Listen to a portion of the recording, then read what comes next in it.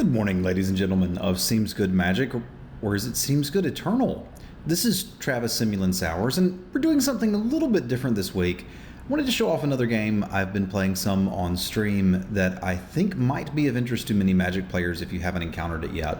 The game is called Eternal. It's basically designed by a bunch of Magic pros. It combines a lot of elements of Hearthstone and Magic into a game that's quite fun. It has a draft format, and I'm going to do a draft for you here today. I wanted to go through a few key differences in this game and Magic so that you can kind of understand what you're seeing as we play through it. And I can probably do that easily by just looking at some cards. Here, we'll look at my Ricano Pants deck. So this game has a land system. They use sigils here instead of lands that function the same way lands do in Magic. So you can still get mana screwed, still get mana flooded. Has a mulligan rule, which I like, and I'll explain that when we get into the gameplay. Instead of using lands, though, we use these sigils, and when you play them, each sigil gives you a color of influence, in this case red or fire, and it also adds one total power to your pool. You can then use that to cast spells on your turn or on your opponent's turn. There are a version of instants here. And then when you look at the cards, this card costs one total power, and one of that power needs to be red. This comes up in a few places. Let me see if I can find one that has a double faction cost. Oh yeah, there's one. Outland Sniper. So this looks like, if you're used to Magic converted mana costs, that this is a 6 mana card. It's not actually. It's 4 power. That's what this 4 means. And then you have to have at least 2 fire influence in your pool. You're attacking your opponent as opposed to attacking creatures like you would in Hearthstone. Your opponent has the opportunity to block. There are weapons which function essentially like creature enchantments. Everybody starts at 25 life, and other than that, it plays very similarly to Magic. There's relic weapons which you play on your character. These function a little bit like the weapons in Hearthstone. And then one of the neat things about it is, like, it does function a lot like Magic, but there's some mechanics that only would work in a digital card game. For example, this one. This is a tap land, basically. You can play it to get influence that you can't use that turn. Or if you've got 5 lands in play, it just turns into a 5 mana 3/3 equipment, which is like fantastic. Like, you can't get that in Magic, I suppose. Or here, let's find one of the Warcry dudes. Like, this card has Warcry. Whenever it attacks, the top unit or weapon of your deck gets +1/+1. It doesn't matter where it is in your deck, like if there's 2 lands on top of it or whatever, or an instant or land. Every time this attacks, it's pumping the next creature you draw. It doesn't actually change its mana cost. So that's like a very basic primer for how this game works. I wanted to at least do a little intro, and then we'll jump into a draft and kind of see what you guys and gals think about it. So let's go draft. All right, so we're going to jump into a draft. We've got as long as we want to make our pick. Like, we're not going to time out. We don't have to worry about a timer. We are drafting with other people. The first pack and the third pack come from the same person. The second pack and the fourth pack come from the same person. But the picks are saved on the computer and then used later. We'll keep all of the cards that we draft. If it doesn't make a lot of sense, maybe it will as we play through. It again, drafts very similarly to Magic, plays very similarly to Magic, looks a lot like Hearthstone, and is a heck of a lot of fun. It's also got some neat Wild West flavor thrown in there, like the Blackguard sidearm that gives you basically first strike when you're attacking. So this pack, we'll look at the rare first. 5/3 flash flying, basically, if we're going to use Magic lingo for this. Which is not bad. It is a dual faction card, so that's a disadvantage for it. Friendly Wisp doesn't do enough for me. It's a 2 mana 1/1, and you get to draw a card if you play something giant. That's fine. Feeding Time is probably the front runner here. It's just unconditional removal. It is a dual faction card here, being in Feln, which is a problem. But like, if I'm going to pick something early, I want it to be a just kill the problem. Diplomatic Seal's decent fixing. Reckless means that it has to attack every turn, and I've never been a huge fan of cards that do that. It just leaves you open to, your opponent having a blocker and getting you. So all of these other cards are fine. Like Killing an Attachment is usually not main deckable. Copperhall Recruit is a good blocker. This is a fine attachment if you're already in Shadow. but like I'm not going to first pick that. So I think we're going to start with Feeding Time. We'll hedge towards Feln, which is the Primal and Shadow combination. If that happens to be open, we'll move in that direction. If not, just like in Magic, we can easily abandon our first pick and move into what's open. So here, this looks like a decent removal spell, but it's 6 power for 4 damage. It's not. Black Iron Manacles may look similar to a Magic card if you'd played for a long time. At the end of each turn, deal 1 damage to the cursed player for each card they drew or discarded this turn. Silverwing Avenger's not terrible.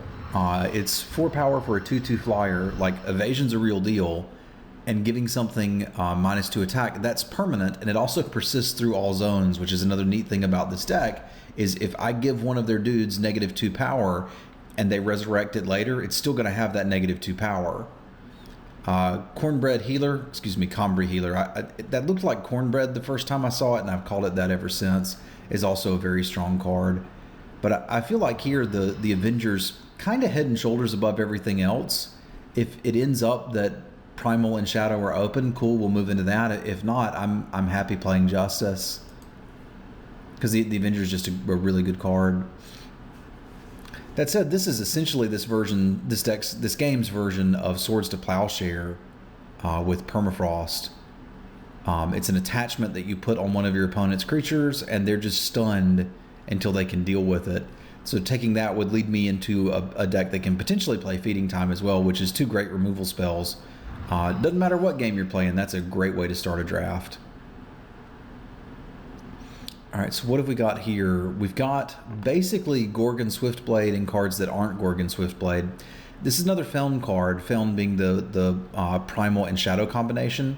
What this does is it's a 2 power 2/3, and if you connect to your opponent, it gets this game's version of Death Touch and First Strike when it's attacking. Meaning if you can hit with it once, they're really never going to be able to block it. Also at a 2 power 2/3, it's just a very strong card. So I think we're going to take that and probably be willing to say, okay, we're Primal Shadow. Not 100%, but maybe. 2 drops are important. This card looks like it would be very bad when you first read it. Flying, summon, put a card from your hand on top of your deck. Its cost is reduced by 2. The reason it's not completely terrible is there's a mechanic that's in Time and Primal called Echo, which is when you draw a card, you immediately draw another copy of it.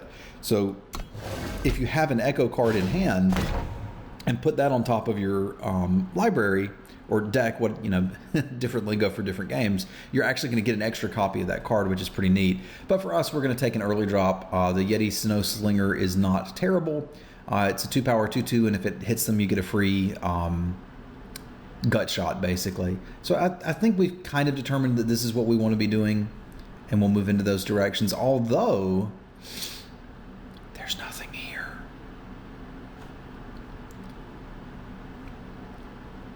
Yeah, this pack is kind of dead for us. We've got a pump spell for green. Maybe we don't want to abandon green just yet. Peacekeeper is okay.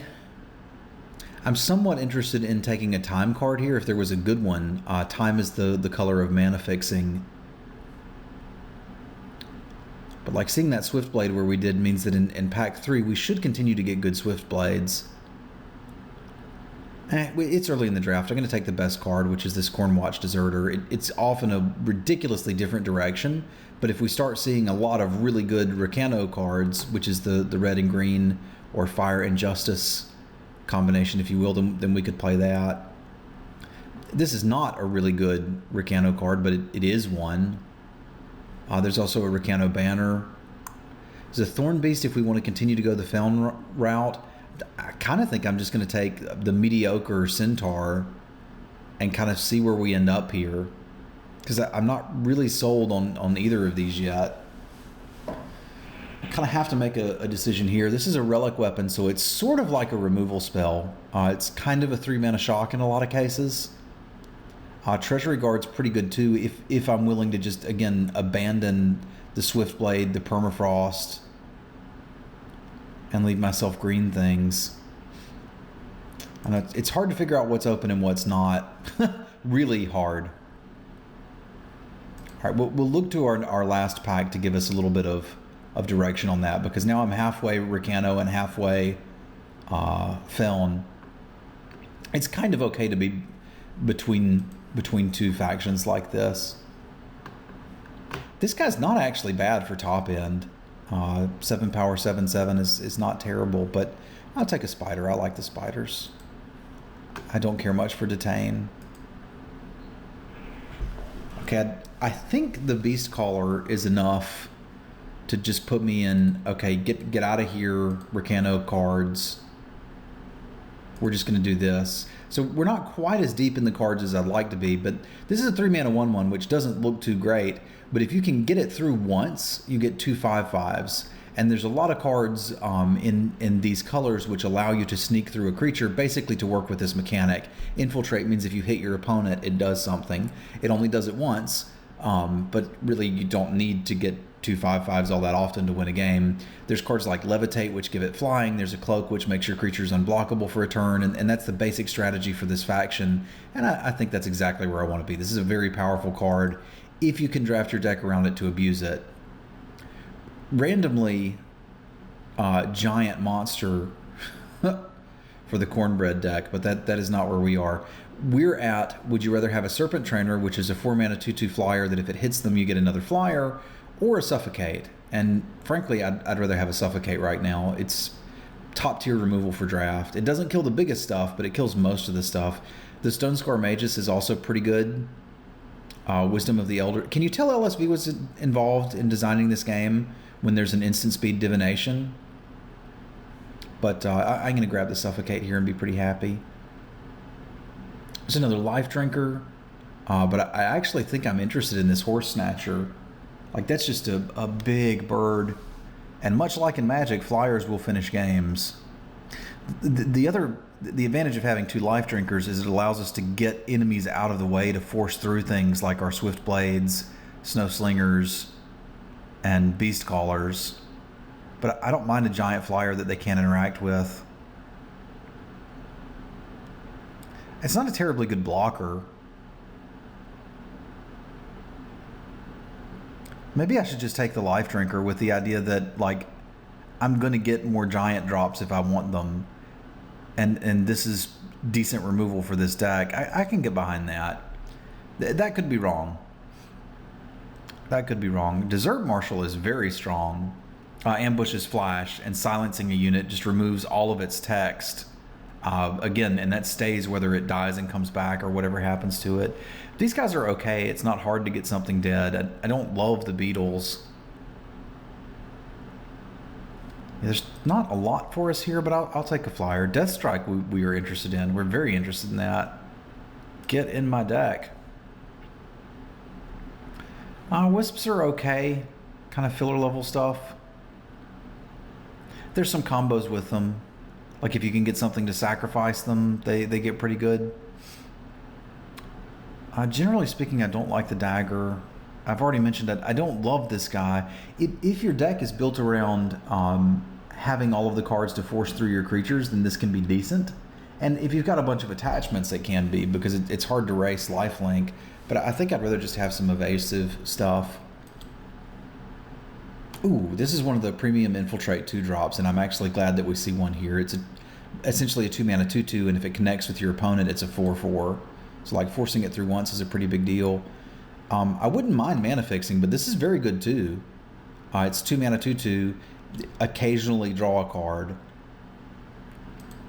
I'm on board for that. We'll take this guy here. I don't know that he's making it in, but he might. And the Amethyst Acolyte is quite good. I'll play that. You got to work a little bit to turn it into a Flame Tongue Kavu, but it certainly is one. Well, here we have opened a Legendary. And we've got some problems in that I'd like to take it for the dust. You can basically incinerate cards in this game similar to how you can in Hearthstone for your collection. What does this thing do? I haven't even seen this card. It's 7-mana 5/5. You've got to have triple fire and triple shadow influence. So we're not casting in this deck. Flying, Overwhelm, that's basically trample. The enemy player chooses discard their hand or sacrifice their units. It's pretty cool. They're going to be close to empty-handed by the time you can cast it, but that's a strong card. Normally, if I'm just kind of grinding through the game, I'd take this for the value, but I think we've got an option here in the Stormcaller. This is not fantastic in that it's 4 mana for a 0/2 pinger. Exhaust is their version of tap. That said, pingers are strong in card games, and I think we can probably get some value out of this. So I'm going to take the Stormcaller.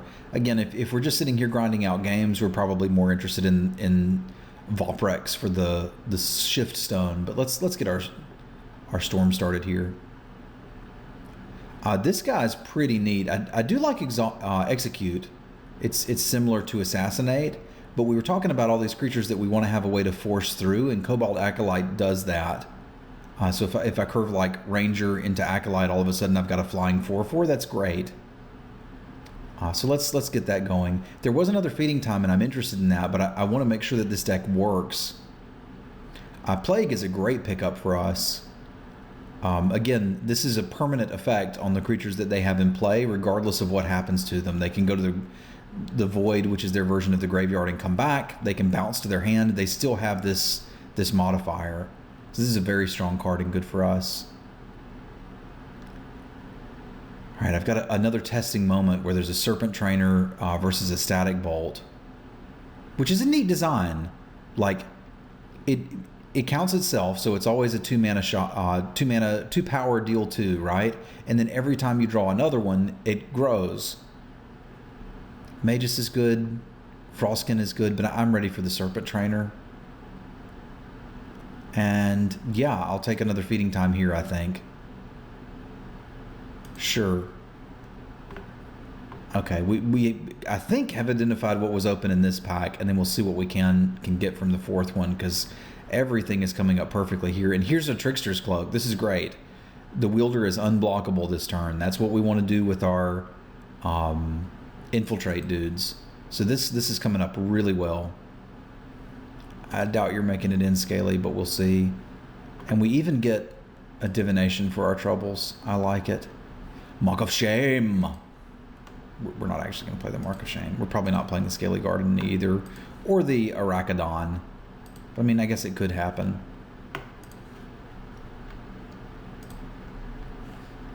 Man, all the epic cards, legendaries, and they were in Stone Scar colors, because for us, I think we're going to take this Lightning Strike and be pretty happy with it. This functions a lot like the white removal spells do in Magic, in that something has to be attacking you for this to do what it do, but it is good at what it do. Yeah, it's basically this or take that for the Shift Stone. And such is my love for SeemsGoodMagic community, that I'd like to show you a 7-win deck if I can, so we'll take the Lightning Strike. This pack, very bad. Very, very bad. Only cards for us are a Yeti Spy, and a 1-mana 1/1 doesn't do enough work regardless of what's going on, or a Mediocre Beetle. Like, it's a 1-mana 1/2, and if it connects, it's a 2/2 flyer, but it's so hard to get a 1/2 through unless you turn 1 it. It's still our pick, though. Like, we don't have to be happy about it, but... Alright, here's an interesting one. There's a Torch, which is a fantastic card, and I'd like to have that, but that's pretty far off. Haunting Scream can do some very interesting things, particularly with cards that have a big effect. Like, Haunting Screaming back a Direwood Beastcaller is absurd. Haunting Screaming back a Cobalt Acolyte to give something flying is great. Like, we've got enough comes into play abilities, we might be able to do something with this. I need to do a creature count first, though. 1, 2, 3, 4, 5, 6, 7, 8, 9, 10, 11, 12, 13, 14. This is our last pack, and we are in need of creatures. I mean, it sucks to pass good cards, because, like, I would like another Plague. I would play the Haunting Scream, but I think I need to just take a Cobalt Acolyte, or we're going to be in a little bit of danger of not having enough dudes. And here's my Horse Snatcher bat. I will gladly take this now. I'd like to have one large creature in my deck at the very least, and this gives me one. Here's one of the neat little combos we can do with the Dark Wisp. Like, it's a 3-mana 3/3 and a cat. That's good, right, Dutch? And in addition, if you sacrifice something, it's +2/+2, and this Wisp would love to be sacrificed. The downside is there's another cloak, but like, do we have enough infiltrate dudes? I've got 2 Rangers, 1 Swift Blade. Obviously, it's fantastic with the Beast Caller. Because, like, I can pick this up and it's going to range from okay to good. I can pick this up and it's going to range from okay to amazing. Count creatures again. 1, 2, 3, 4, 5, 6, 7, 8, 9, 10, 11, 12, 13, 14, 15, 16, 17. You need 20 creatures. You need 20 creatures, which means I just need to take this Thorn Beast and move along with my life. If we had some more fixing, I would be interested in this Chieftain. Or perhaps this Golem. It's a strong card too. When it dies, you get a +2/+2 equipment, basically. It's not quite equipment. I guess it's a creature enchant if you're going to talk Magic terms. I don't want to play Subvert, because if your opponent's empty-handed, it doesn't do anything. But if we're short playables, that's something we can do. Another Suffocate? Sure. Sure. Sure. This is basically Threaten or Act of Treason, if you're familiar with that. It's pretty neat. Dark Return is very good too. If you can play this on their infiltrators, you can trigger it again. So I think I'm actually interested in 1 Dark Return here. And here we're getting kind of to the end of the pack, so we're just going to have to sort of hack what's here. Again, that's sort of playable. It's overcosted, but I'll take it here. And I think we've gotten close to a reasonable deck. So at this point, we need to build our deck. It shows us here that we have 19 units. You have to play 45 cards, and at least 15 of which may be power. Now, we're going to want to play a little bit more than 15 lands here. I think I'm probably interested in going to 16 or 17. Because, like, I don't really want to play this Subvert. That's not a particularly good card. Frankly, I don't want to play the Spirit Drain either, but I could do this in 16 power and not hate myself, because the curve is relatively low, right? It tops out at 3. The way the mulligan rule works in this game is you get your opening hand and you can redraw it. If you redraw, you're guaranteed at least 2 power. So you're gonna redraw at least 2 lands, which decreases the amount of non-games that you play. There are still some amount of non-games. I'm probably going to be happier with 17. There's got to be something I can cut here.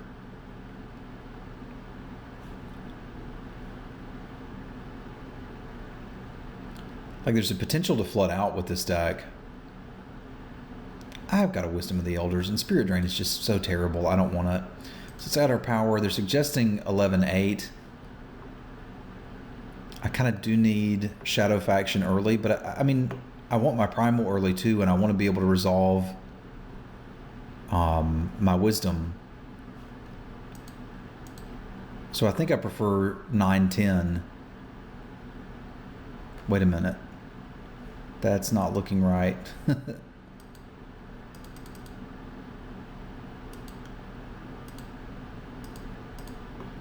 Am I misunderstanding this? Because this would be with 12 power.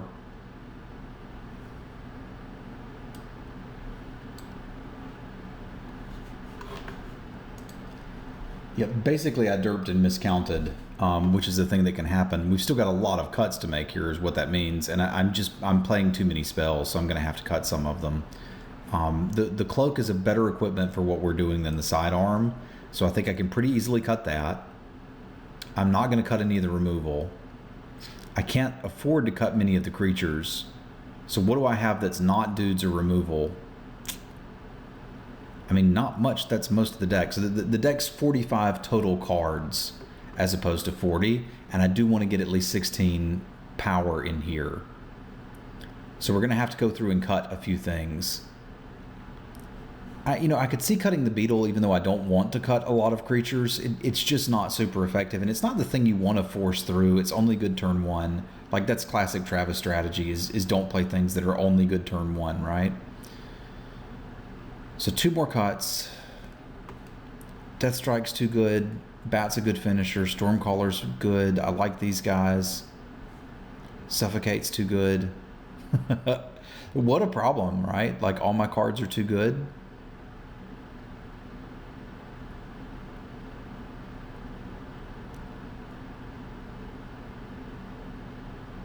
Permafrost is too good. I guess I don't need 3 vultures potentially, so I could cut that and maybe 1 life drinker and run 17 creatures. I think I could get behind this. And then we'll go 8/8 with our 16 lands. I think this is close to what the build should be. I don't want to fiddle with it too much because I do want to get you guys to seeing the gameplay, because I think that's the part where this really shines. The draft experience is good. The gameplay is fantastic. So we'll call this a deck, and I will see you guys for round 1 here in just a minute. What we're up to is we're going to play... we need to win 7 games against other human opponents before we have 3 losses. If we do that, we get fabulous prizes, and if we don't, we get kind of meh prizes. But stay right where you are. We will be right back with round 1.